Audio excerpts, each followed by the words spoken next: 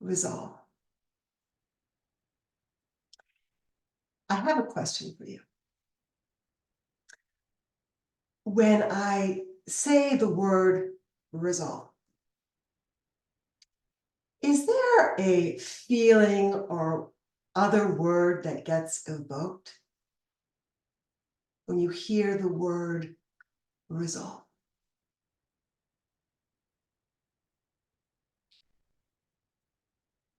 If one comes to mind and you're willing to drop it in the chat,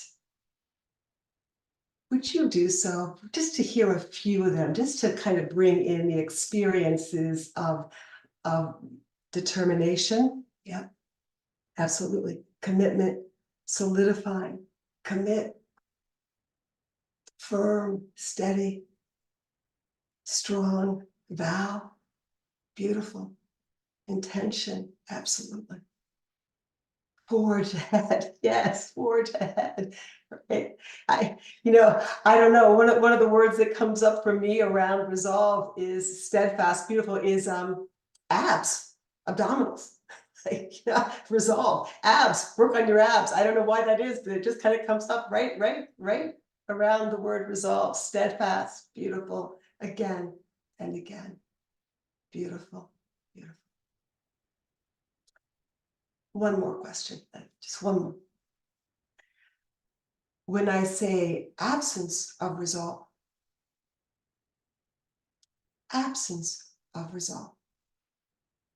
is there a feeling that gets evoked? Or another word? Absence of resolve. Beautiful. Fear. Disappointment. Unhinged. Empty.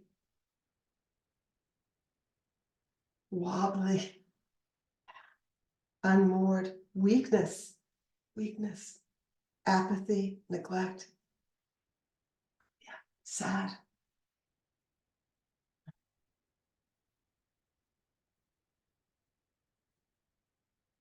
I think we have a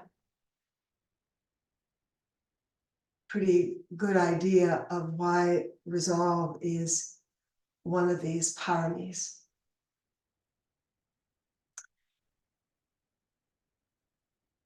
Let me just bring this up for a moment.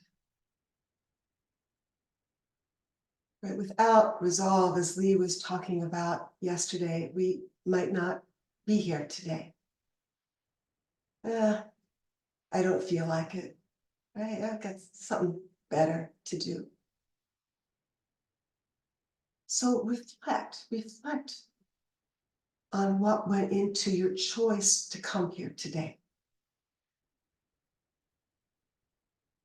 We grow our willingness to practice because we begin to trust and experience that there's something really important for us in practice.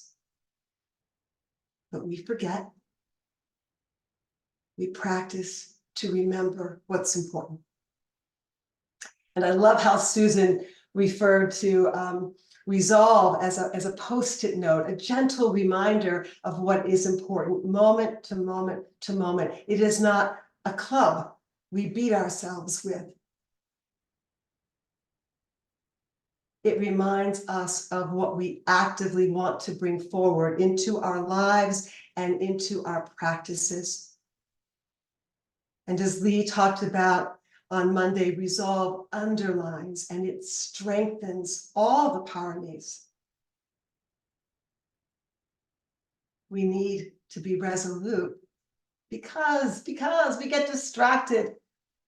We have conflicts, and instead of being generous, perhaps we would rather withhold, or maybe we would rather get upset than to bear our distress with patience.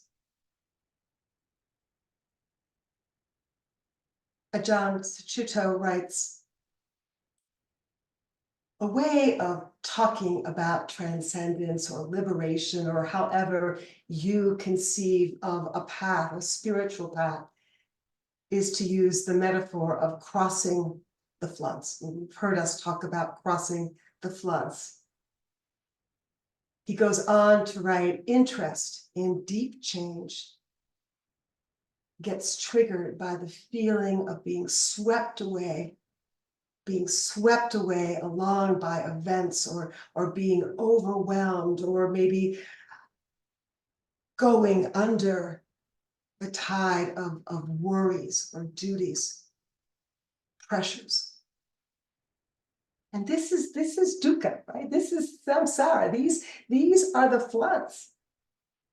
We get hurt, or maybe we get insulted or inconvenienced,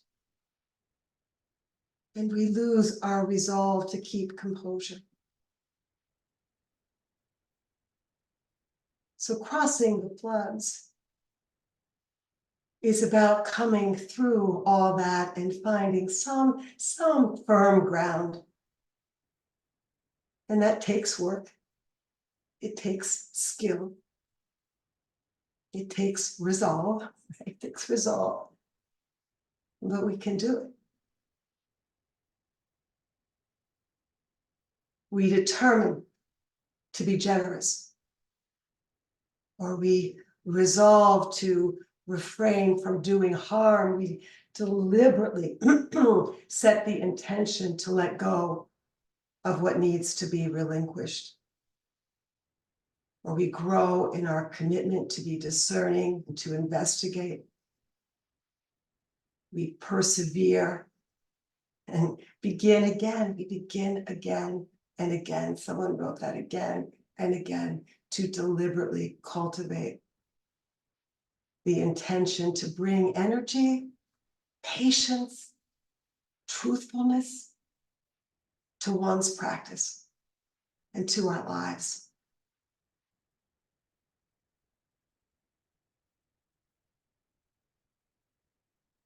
I have a better understanding of resolve today than I did on one particular day in September.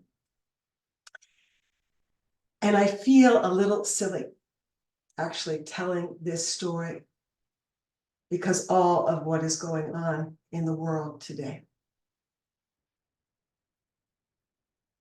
It's a story about shaky resolve, where I really did forget what was important.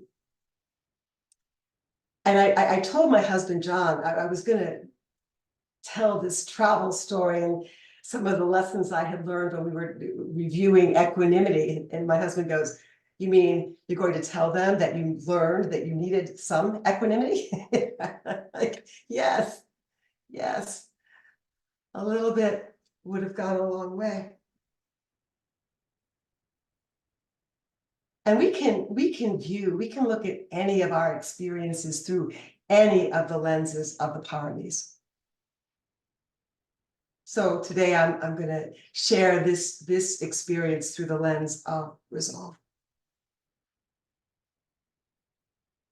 John and I were flying back from Colorado Springs. We had just attended a really lovely wedding, and our plane took off. It was a beautiful day, and we were up in the air, and the pilot said to us, she said, "Good morning, ladies and gentlemen. I need to let you know that the plane isn't playing nice with me this morning."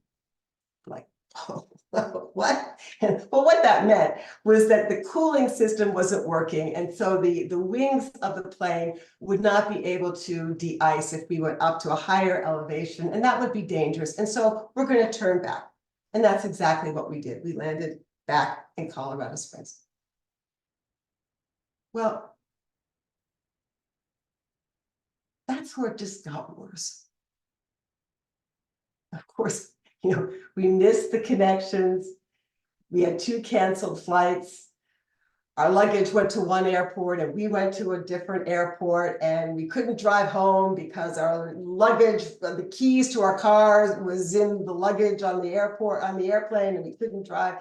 It was like that. It was a long day and a long night. And compared to what is happening in the world, oh my goodness, this wasn't a crisis. It was pretty insignificant and small, but at the time, At the time, it felt like a nightmare, right? You know those nightmares, you ever have those where you're trying to get somewhere and you just can't. Every gateway, there's something coming up and it stops you from getting where you want to go. Can't get home. And hours and hours and hours of waiting. Now, wouldn't this have been a good time to practice? But I didn't want to. And maybe some of you can relate to this. I didn't want to follow my breath. My righteous indignation about the airlines, the incompetency of the airlines, and the poor communication, the seemingly indifferent communication seemed far more dramatic and interesting than following this breath. Swept away by the floods of inconvenience. And I'm really honest about this, I wanted my husband to join me, to get angry with me, to be, puffed up like with me, along with me. But what was he doing, my non-meditating husband? He was sitting quietly, eyes closed, resting in the midst of all this. I'm sort of walking around the baggage, just walking around the baggage. I wanted my baggage. I wanted to get home. And the truth is, from distance and perspective, wider view, I've been carrying my baggage all along.